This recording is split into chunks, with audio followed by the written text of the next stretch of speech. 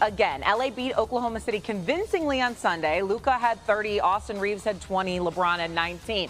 Things will look different tonight. All three of those players are listed as questionable. LA is currently third in the standings. And so, Wendy, I ask you, what can you tell us about how the Lakers are positioned at the moment for the postseason? Considering the logjam in the Western Conference, Shay, they're positioned beautifully because they have a 2-game lead in the loss column between them and the 5-way tie behind them. And they have the tiebreaker on all of those teams individually and the collective, which means it's essentially a 3-game lead. It is very important for them, in my opinion, and in their opinion, to get that 3 seed. But they have some wiggle room. And because of it, they have the luxury, if they want, to take tonight's game as a rest night. And they've indicated they're considering it by putting LeBron James, Luka Doncic, and Austin Reeves all on the injury report. Now, LeBron's on the injury report every game. But with a back-to-back tomorrow night and a very important game in Dallas, they can afford to lose. Plus, they came to Oklahoma City. They were thinking 1-1 would be great. They already have it. Why give the Thunder any sort of edge in having to beat their full roster? They've earned the right to take tonight easy. They might exactly do that. Okay, and that makes sense. As you can see on your screen there, Lakers 3 out of their last 4 games on the road, including tomorrow, as we just talked about, in Luka's return to Dallas. That game, by the way, 7:30 on ESPN. So the top 3 in the West pretty much settled. The teams in the 4 through 8 spots, though, as close as can be. The Nuggets are 4th. A half game ahead of the Clippers, Warriors, and T-Wolves and Grizzlies. They all have the exact same record at 46 and 32. They take up spots 5 through 8. So, Wendy, what's at stake for these tightly packed teams as these final games get ready to play out? That order isn't right.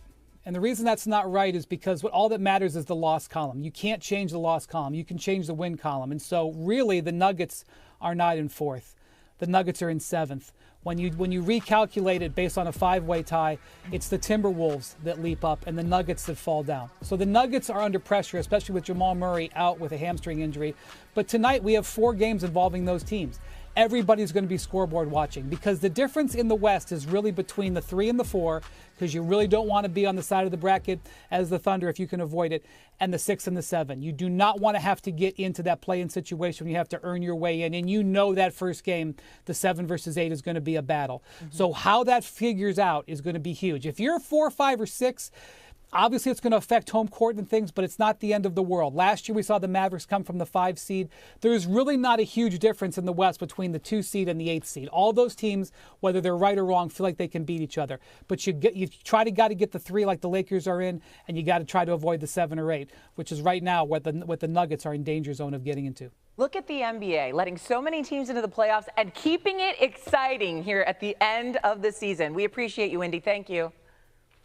Shay and Christine back here with you on SportsCenter. We've heard a lot about the Lakers, the Thunder, the Warriors, the Rockets, but not much on the team in the East. Have we forgotten the Celtics are the reigning world champs? In fact, out of the 5 best records in the NBA this season, 3 teams reign from the East. Here's the first take, crew, on if there's any team that can knock the Celtics off the mountaintop. The Celtics were disrespected after they won their last championship, so they're pissed off. 2, they brought back every single player from their championship squad. So when I'm looking at the Celtics and how pissed off Jason Tatum has been, not getting enough recognition, low-key having an MVP-type season, I don't see a single team in the NBA that's going to beat this team healthy in the 7-game series. Not one. And I agree with Perk on this, though. I think the Celtics are far and away the favorite. When I see that the Celtics, that you can get a bet down with the Celtics, where the Thunder have a bigger favorite, I don't get that odds making, because the Western Conference is a way tougher run, and the Celtics have demonstrated that they are just going to be really hard to handle over a 7-game series. But I think if LeBron is healthy, Luka is healthy, because you're going to have to score. Because the one thing the Celtics can do, they get up a lot of threes, but they can score. They can score a bunch of points. And now that they got Porzingis back, here's the guy that can protect the rim. You got on-ball defenders like Derek White. You got an on-ball defender like Holiday. So they can defend at an elite level. And Jaylen Brown, we saw what Jaylen did to Luka last year. So they have 4 guys that in the starting lineup. And then you bring Big Al. If he's not a starter, you can bring Big Al Horford off the bench, and he can protect the paint, and he can defend. So they do switch everything. But I think the Lakers, with the 3 primary ball handlers, Luka, AR, and LeBron, I think they can score. But my question is, can they defend at a high enough level? All right, so the Celtics have a winning record against the top 5 Eastern Conference teams this season. They're 3-0 against the Bucks and Knicks, and look to complete the sweep against New York tonight. They have struggled against the Cavaliers, however, going 2-2 against title.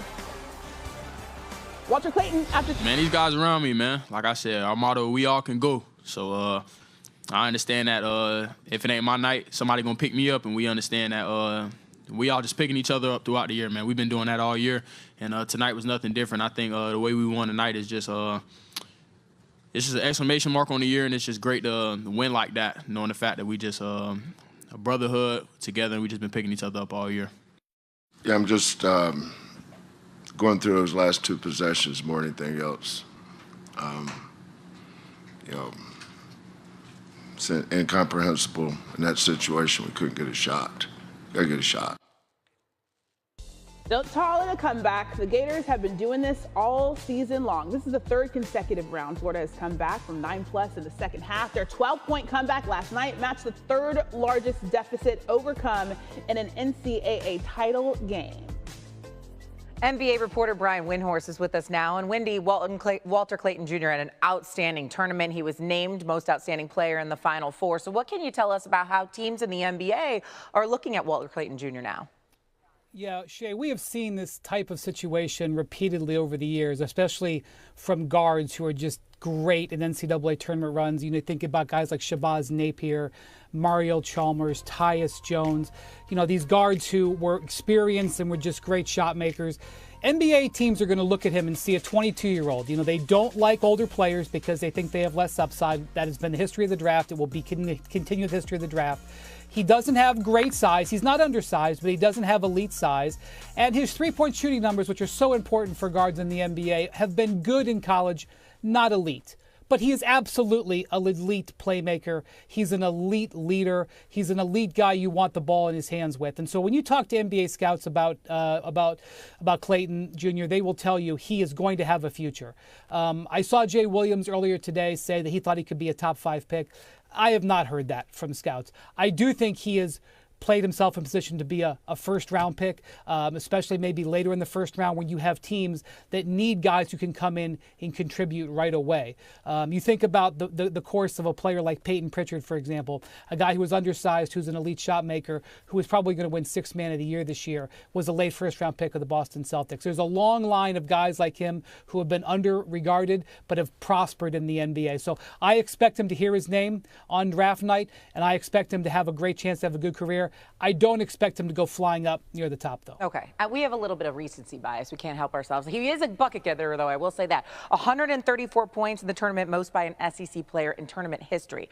Let's get to the end again. LA beat Oklahoma City convincingly on Sunday. Luka had 30, Austin Reeves had 20, LeBron had 19. Things will look different tonight. All three of those players are listed as questionable. LA is currently 3rd in the standings. And so, Wendy, I ask you, what can you tell us about how the Lakers are positioned at the moment for the postseason? Considering the logjam in the Western Conference, Shay, they're positioned beautifully because they have a 2-game lead in the loss column between them and the 5-way tie behind them. And they have the tiebreaker on all of those teams individually and the collective, which means it's essentially a 3-game lead. It is very important for them, in my opinion, and in their opinion, to get that 3 seed. But they have some wiggle room. And because of it, they have the luxury, if they want, to take tonight's game as a rest night. And they've indicated they're considering